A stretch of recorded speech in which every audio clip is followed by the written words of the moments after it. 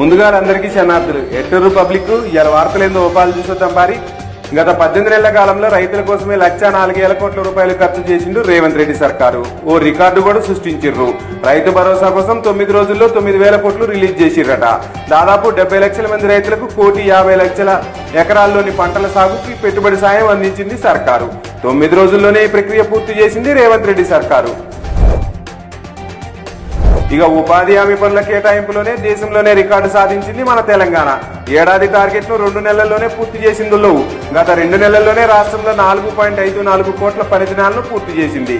తద్వారా 28 లక్షల మంది పేదలకు సగటున 24 రోజుల చొప్పున పని దినాలు అందించింది. ఇక ఫోన్ ట్యాపింగ్ కేసుల కీలక పరిణామాలు చోటు చేసుకుంటున్నాయి. ఏళ్లన్నీ ప్రభాకర్ రావు మీదుగా సుప్రీం వైపే చూపిస్తున్నాయి. అంతేకాదు ట్యాపింగ్ విషయంలో తమకు కూడా తప్పుడు సమాచారం ఇచ్చిర్రని అప్పట్లో పనిచేస్తున్న అధికారులు సిట్కు సమాచారం ఇచ్చిర్రట. అదే సమయంలో గతంలో నిందితులు ఇచ్చిన వాంగ్మూలంలో బాస్ అనే పదం చెప్పిర్రట. దీంతో అసలు ఆ బాస్ ఎవరనేది ఆరాధిస్తుంది సిట్టు.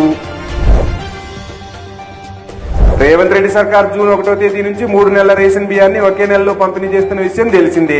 జూన్ 23 వరకు దాదాపు 85% మందికి రేషన్ పంపిణీ పూర్తయిందట. 76 లక్షల మందికి 4.73 లక్షల టన్నుల సన్న బియ్యం పంపిణీ పూర్తి చేసింది సర్కారు. మరో 4 రోజుల్లో 100% పూర్తి చేయనున్నారట. పోలీస్ వెరిఫికేషన్ లో మన తెలంగాణ పోలీసులు దేశంలోనే ఆదర్శంగా నిలిచిర్రు. వెరీ ఫాస్ట్ యాప్ సర్వీసెస్ ఉత్తమ సేవా పథకం కూడా తెలంగాణ పోలీసుకే దక్కింది. అంతేకాకుండా 3 రోజుల్లోనే కేసుల పరిష్కారంతో పాటు పాస్పోర్ట్ వెరిఫికేషన్ విషయంలో 95% సంతృప్తికర సేవలు అందిస్తున్నారట మన తెలంగాణ పోలీసులు.